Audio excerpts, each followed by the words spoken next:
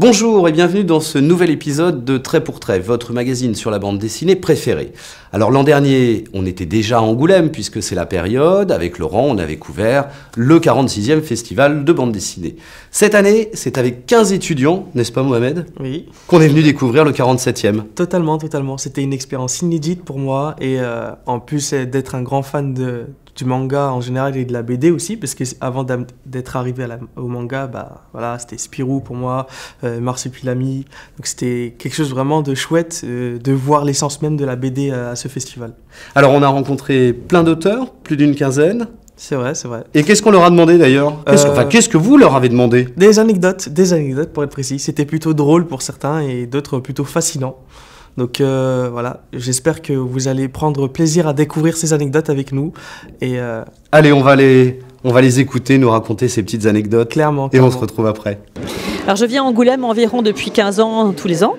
Et oui, j'ai une anecdote qui m'est arrivée lors de mon premier succès éditorial. C'était en 2007 avec la sortie de ma bande dessinée Kiki de Montparnasse.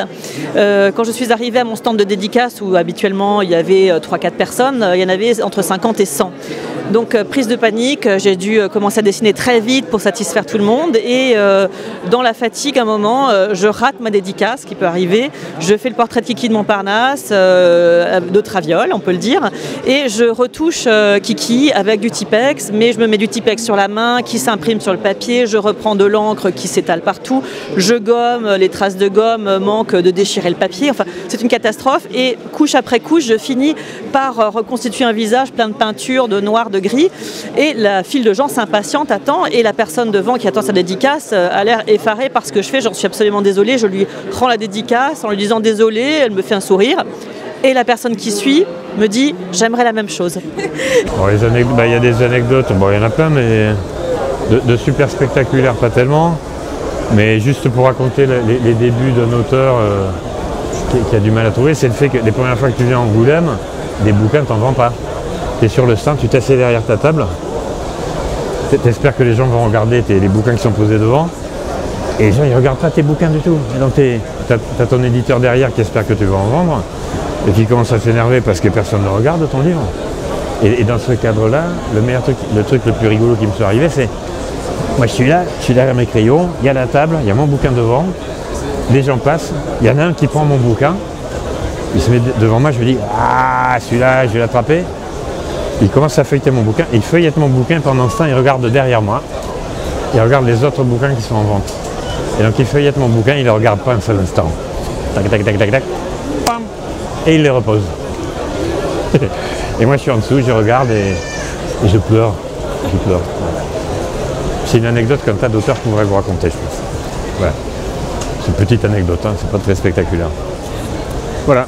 Et du coup, est-ce que vous aurez un souvenir à nous raconter, quelque chose, un truc qui vous a marqué, n'importe quoi, est-ce que vous voulez Je sais pas, il y a des enfants qui regardent ou... Non, c'est bon. On est tous majeurs ici.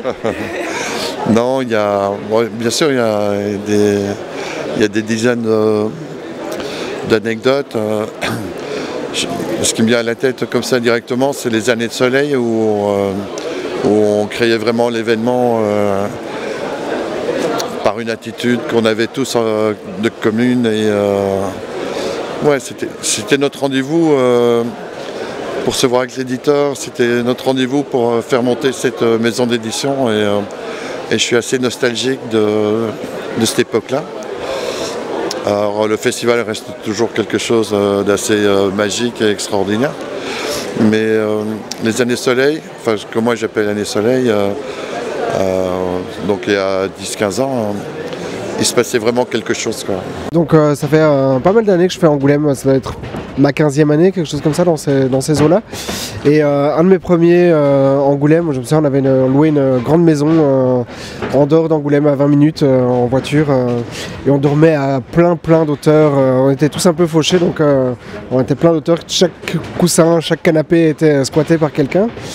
Et moi j'attendais tout le week-end d'avoir une dédicace d'un auteur que j'aimais bien. Et donc c'était dans le stand en face de chez nous, j'attendais qu'il vienne, j'attendais que cet auteur... Il venait le samedi, et donc finalement le samedi cet auteur vient. Et je me suis rendu compte que c'était un auteur qui dormait dans la maison avec qui on était. Mais comme je connaissais son prénom et pas son pseudo, voilà, j'avais passé tout le week-end à prendre le petit déjeuner avec lui et tout ça, sans savoir qui c'était. Voilà, donc ça... Et je peux vous demander qui c'était au final? Oui, c'est un auteur qui s'appelle Tofepi, qui est un auteur rennais, voilà, qui a un super boulot. Oui, alors c'était vraiment il y a 15 minutes. Hein. Il y a un monsieur qui vient me voir avec un album qui n'est pas de moi. En fait, c'est un album du chat de Guéluc. Et alors je lui dis, bah non, c'est pas moi, l'auteur est pas là. Mais c'est pas grave, ce qu'il me faut, c'est un dessin, moi, peu importe. Et donc je lui dis, bah non. Et en fait, j'ai passé plus de temps à lui expliquer que j'allais pas lui faire, donc je lui ai fait. Mais répétez pas, hein. Bah, hier, j'ai beaucoup bu de choses qui font que la nuit n'a pas été très sympathique. C'était un petit peu le piège du mercure, ça. Même pas en fait, sans mercure. Si j'avais un souvenir à raconter du festival d'Angoulême, il faut choisir parce que moi ça fait 20 ans que je le fais, donc forcément des anecdotes, il y en a pas mal. Puis quand on vit en collectif, parce que quand on vient toujours en bande, on dort ensemble dans des gîtes, machin. Il y a de l'humain aussi, beaucoup derrière, on retrouve nos potes qu'on voit qu'une fois par an pour certains. Bon, il se passe toujours des trucs. Et comme on est un collectif en plus plutôt de dessinateurs, on fait ça depuis le début en fait. D'être en bande comme ça. Avant, on était même encore plus nombreux parce qu'il y avait les amis qui voulaient profiter du festival, qui nous accompagnaient, etc. Et il y a une année, je crois que c'était, ça fait déjà un petit moment, ça devait être en 2000, ça doit faire au moins 15 ans.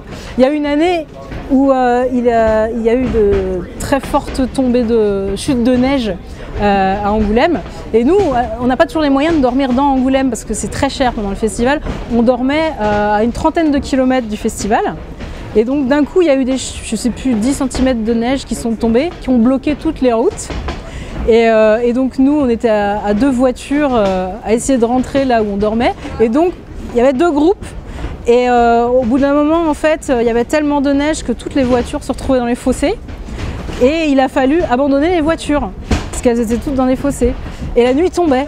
Et donc, il y a une partie du groupe qui s'est retrouvée comme ça dans un village en plein milieu de la Cambrousse de Charente, avec quelques courses qu'ils venaient de faire pour manger, la nuit au milieu de la neige dans un village qu'ils ne connaissaient pas. Donc il a fallu aller chercher le maire du village pour qu'il ouvre la salle polyvalente pour faire dormir en fait tout le groupe parce qu'il était impossible de rentrer jusqu'au gîte, quoi. Et puis du coup ça a été un peu la fiesta nuit blanche dans la salle polyvalente. Et puis le lendemain, on était tous la gueule dans le seau au festival, où il n'y avait pas grand monde d'ailleurs parce que toutes les routes étaient bloquées. Mais en fait, finalement, il y avait une ambiance très particulière au sein du festival et finalement, on a vécu ça très bien parce que le public qui était là, et il a été d'autant plus communicatif. C'était un petit peu comme un souvenir de guerre, quoi. Anecdote, j'ai pas vraiment d'anecdote sur ce festival, mais l'une des choses les plus, on va dire, réjouissantes qui nous arrive pour ce premier festival d'Angoulême, c'est d'avoir rencontré des libraires. C'était quelque chose que moi j'avais pas imaginé à la base. Je pensais plutôt qu'on allait avoir des lecteurs. Et on a vu passer un certain nombre de libraires qui sont venus nous voir pour nous remercier d'avoir édité ces BD ou pour nous dire qu'ils adhéraient au projet, pour nous demander quelles étaient nos prochaines sorties. Et en fait, c'est aussi quelque chose de réconfortant quand on débute, parce que le libraire est un maillon essentiel dans la chaîne du livre entre l'éditeur et le lecteur. Il est souvent celui qui va prescrire des livres, et le fait qu'ils soient venus spontanément nous voir pour nous donner leur témoignage, c'est quelque chose d'enthousiasmant. Le gros souvenir d'Angoulême que j'ai, c'est quand je suis arrivé en 81, j'avais pas réservé de chambre d'hôtel et j'ai dormi la nuit à la gare d'Angoulême dans un photomaton, et la place était chère, ça veut dire que quand on avait besoin de sortir un peu pour les petits besoins, on revenait, la place était prise. Et c'est dur de dormir dans un photomaton parce que le siège il tourne. Alors c'est pas très... on peut tomber, quoi. Mais j'imagine que vous en gardez un bon souvenir maintenant aussi. D'ailleurs, le photomaton n'existe plus. J'ai été voir, c'est vraiment un lieu de culte pour moi. Je regarde à chaque fois le coin où j'ai dormi. Et c'est formidable, ça date de 39 ans en arrière quand même. C'est pas mal. J'étais étudiant et je suis venu la première fois ici en 2000. J'étais étudiant en bande dessinée et il neigeait. Et à l'époque, quand on avait un badge, je publiais dans un fanzine qui s'appelait Mycose, et on avait accès à tout. Donc les taxis, on pouvait boire gratos, etc. Et on a été picolé à l'hôtel Mercure. Et il neigeait, et quand on est sorti, il y avait des gens qui faisaient une bataille de neige, et ça a viré méga bataille de neige, et on a acheté des boules de neige sur Meublus, et on trouvait ça super drôle. Oui, en tout cas, ça fait longtemps que je viens à Angoulême. La première année où je suis venu à Angoulême, c'était en 85. Et à cette époque-là, je crois que c'était la première fois que François Mitterrand venait à Angoulême. C'est lui qui inaugurait Et ça, c'était assez rigolo. C'était assez rigolo parce que je me suis retrouvé à ce moment-là un peu comme une majorette qui devait accueillir le président. Et donc, j'avais passé ma nuit à faire un dessin pour lui offrir le lendemain matin. Et j'étais assez impressionné parce que, bien sûr, vous avez un président devant vous et vous lui remettez un dessin qui regarde comme ça avec un air un peu comme s'il disait mais qu'est-ce qu'il me donne à voir comme dessin. En plus je l'avais caricaturé. Et il était affublé de Jacques Lang qui était là lui aussi présent. Et j'avais fait un dessin qui avait l'air à la fois de lui plaire mais en même temps aussi peut-être l'agacer un peu. Parce que vous savez, on est un peu irrévérencieux quand on fait des dessins, surtout quand il y a des hommes politiques. Et donc ça avait été le cas. Donc ça c'est certainement le premier gros souvenir que j'ai eu d'Angoulême. Et après j'en ai eu plein d'autres. J'ai des souvenirs de rencontres bien entendu, des rencontres avec des dessinateurs que j'admirais. J'ai des souvenirs aussi admirables de superbes expositions. Et aussi des souvenirs de prix. Quand j'ai eu le prix du meilleur album en 86 pour un album qui s'appelle La femme du magicien, c'était aussi un truc incroyable. Je me souviens de la remise des prix qui était assez hors du commun parce qu'il y a toujours des trucs qui foirent dans ces moments-là. Et la remise des prix était en direct sur France 3. Et à France 3, donc, il y avait tout un bazar. Et donc commence la remise des prix avec des gens qui étaient déguisés en Astérix, en Falbala, en Lucky Luke. Enfin, il y avait un culturiste qui était en Superman. Enfin bon, tout un bazar comme ça. Donc la remise des prix était en direct sur la chaîne. Et à peine ça a commencé d'une demi-heure que rupture de câble. Et donc il était 8h ou 9h du soir. Et donc je savais que ma mère attendait derrière son téléviseur, elle attendait de savoir. Et en fait, elle m'a raconté après que pour rétablir la connexion, il avait fallu attendre jusqu'à 2h du matin. Et pendant ce temps-là, elle voyait des reportages sur des escargots de Bourgogne. Et nous, on était là dans cette salle, c'était dans une espèce de boîte de nuit ici d'Angoulême, et on était dans cette boîte de nuit à attendre qu'ils remettent la connexion. Et donc, bien sûr, quand la connexion a été remise à 2h du matin, 2 ou 3h du matin, à ce moment-là, ils ont tout de suite remis les prix. Tout de suite, pour être sûr qu'il n'y ait pas de rupture supplémentaire. Et la remise des prix, donc, elle s'est faite au galop. Il y avait Eddie Mitchell, des gens comme ça qui étaient à moitié hystériques. Et donc, j'ai reçu mon prix. Donc je suis allé vite sur scène, parce qu'il fallait aller vite. J'ai récupéré mon prix. Et alors je me souviendrai toujours d'un gars qui m'a alpagué au moment où je descendais de l'estrade sur laquelle il y avait la remise des prix. Je ne connaissais pas ce gars. Et il me prend par le bras et puis il fait tu sais ce que les Romains faisaient quand un empereur revenait d'avoir fait une conquête? Il passait dans tout Rome sur un char, etc. Mais il y avait un esclave qui était dans son char et qui lui répétait tout le temps « N'oublie pas que tu es un homme ». Et donc, j'avais à peine reçu mon prix en catastrophe que j'avais déjà une leçon de morale sur comment je devais me comporter. Voilà, ça c'est des trucs qui me sont arrivés, mais bien d'autres encore, mais je ne peux pas tout me souvenir comme ça au pied levé. J'ai rencontré même une joueuse qui était joueuse en Charente et qui était assez jeune et tout. Et du coup, c'est super touchant parce qu'en fait, à la limite, elle est un tout petit peu plus jeune que Barbara, mais elle a elle est super vive et tout. Ça faisait trop plaisir d'échanger avec elle et de voir qu'on peut créer des liens entre le monde du foot et le monde de la BD aussi. C'est génial parce que moi, je soupçonnais pas du tout qu'on pouvait créer ce genre de pont.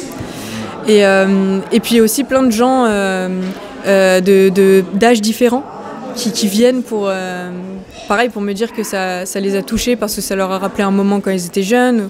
D'autres, parfois, c'est pour offrir à leur fille, à leur nièce. Et donc, ouais, c'est toujours trop touchant de rencontrer tous ces gens. En plus, ils font que des compliments, des encouragements. C'est beaucoup de joie, d'énergie qu'on m'offre comme ça. C'est incroyable. Et est-ce que vous auriez une petite anecdote à nous raconter sur votre participation au Festival d'Angoulême? Au festival cette année? Cette année ou par le passé, je sais pas. Par le passé Alors, par exemple, hier soir, j'ai pris le bus pour rentrer me coucher. Et le bus avait beaucoup de retard, 20-25 minutes de retard, et le chauffeur était un personnage assez extraordinaire qui aurait pu être dans une bande dessinée. Ah. Parce qu'il était... je pense que le festival, il en avait un petit peu à la casquette. Et un prochain album en vue alors. Ouais, peut-être bien, il faudrait que je le recontacte. Et il n'a pas pu, parce que moi j'avais pas de ticket, donc je devais lui acheter le ticket, mais il n'en avait plus. Donc à un moment il s'est arrêté, il a fait des signes à un autre bus qu'il a croisé pour lui demander de lui filer des tickets. Et du coup après il s'est levé, il a distribué des tickets à tout le monde, parce qu'il y avait au moins 4-5 personnes qui n'avaient pas de ticket. Et après il a dit c'est bien la BD, tout ça. Hein. Bon, il était à fond. D'accord. Un personnage intéressant. D'accord. Et oui, un conducteur qui distribue les tickets quand même. Ouais, c'est pas... Non mais on les a payés quand même. Hein. Ah ouais, bon. 50 centimes, mais... Pas cher, mais on les a payés. Une petite anecdote, c'est que il y a énormément de monde et je sais que moi, j'arrive, je suis en pleine santé et je repars, j'ai tout le temps la grippe. On va finir sur une simple anecdote que vous ayez au Festival de la BD à Angoulême. Toi, ça fait combien de temps que tu es là, toi? Alors moi, la première année, je crois que c'est la deuxième édition, en 1975. À l'époque, j'avais 18 ans, voilà. J'étais venu en stop, avec très peu, moi je viens d'un milieu très modeste, avec mon sac à dos, les cheveux un peu longs. J'avais dormi dans une tour, une des vagues tours, et surtout j'avais fait le stand en amenant 1 ou 2 albums. Et à l'époque venait de sortir La Balade de la mer Salée. Et j'étais allé sous les bulles, à l'époque il y avait des grandes bulles, j'étais allé au stand Casterman à 9h du matin, comme tout fanboy, là, et j'avais vu un grand écriteau où c'était marqué « Déribe ». Effectivement, il se trouvait que, le dessinateur de Yakari, il se trouvait que Yakari venait d'être repris par Casterman. Mais en dessous, il y avait un monsieur que je connaissais de vue, évidemment pas personnellement, mais de vue, qui était un certain Hugo Pratt. Et je suis arrivé avec le culot d'un gamin, avec mon album La Balade de la mer Salée, en disant « Bonjour Monsieur Pratt ». Il était en train de prendre son café en disant « Mon Dieu, ça commence là, hein. Est-ce que je peux avoir une dédicace ?» Et effectivement, il a pris mon album, il a fait pour Patrick Gomer, bien amicalement, Hugo Pratt. Je suis arrivé, j'ai fait « Ok ». J'ai fait quoi, 10 mètres. Je suis revenu en disant « Mais je veux un dessin ». Le culot d'un gamin de 18 ans. Il a plutôt souri, il a tourné la page, il a commencé, je m'en souviendrai toujours, il y a très peu d'auteurs, il y a ce soir 2 ou 3 qui sont capables de sans lever le crayon. Voilà. Il a commencé par le petit écusson qu'il y a sur la casquette de Corto, et il m'a fait un petit buste avec pour Patrick. Cet album-là, je peux vous dire que j'ai dit à ma fille, tu ne t'en sépares pas, sinon je te renie. Voilà, je s'en foutrais. Vous avez raison, ça c'est de la valeur, ça. Valeur sentimentale, on est d'accord, surtout sentimentale. Je vous comprends totalement. Mais moi, à 18 ans, j'étais déjà éditeur, figurez-vous. J'étais déjà éditeur, et la première fois que je suis venu à Angoulême, c'était en 1976. Et j'étais l'exécuteur testamentaire de Paul Cuvelier, qui venait de mourir. Et j'avais demandé à Pierre Pascal, qui dirigeait à l'époque le festival, est-ce qu'on peut faire une exposition en hommage à Paul Cuvelier. Donc cette exposition, Pierre Pascal et Francis Groux et Jean Mardiquian en particulier, qui vient de nous quitter, qui étaient parfaitement enthousiastes. On m'a mis à disposition le musée municipal d'Angoulême et me voilà parti de Bruxelles. Alors vous n'imaginez pas, Bruxelles-Angoulême à cette époque-là, ça met 7 heures. Le Thalys n'existe pas. Hein. Le Thalys n'existe pas, il met 3 heures et puis après il faut changer. Et après, c'est un train de bidas qui nous amenait jusqu'à Angoulême. Les retours avec les bidas, c'était un peu pénible parfois.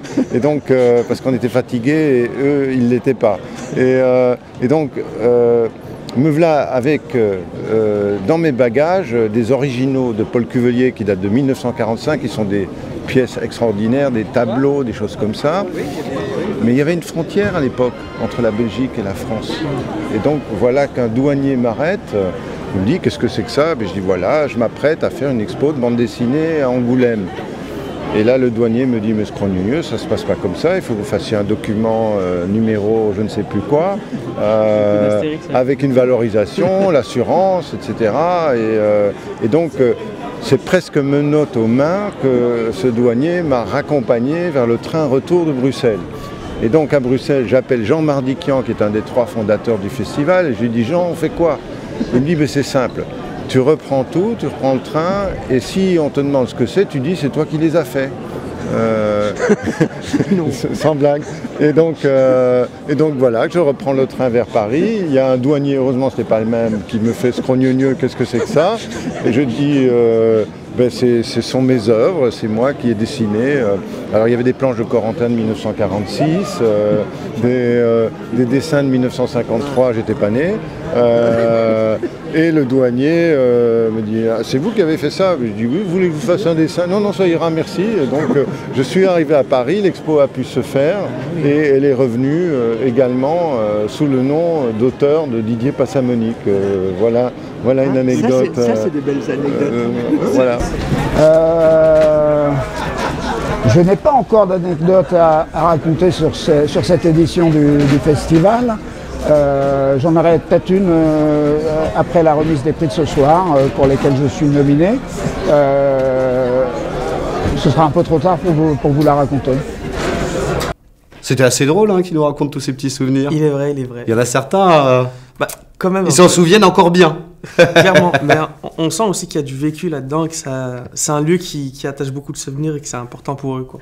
Alors on se retrouve la semaine prochaine pour une autre émission autour du Festival international de la bande dessinée d'Angoulême et on parlera un peu plus de thématiques, c'est ça? C'est vrai. Donc pour moi en tout cas, pour ma part, c'est sur le rapport Racine. Ah bah allez, on se retrouve la semaine prochaine. Merci Mohamed. Merci à vous.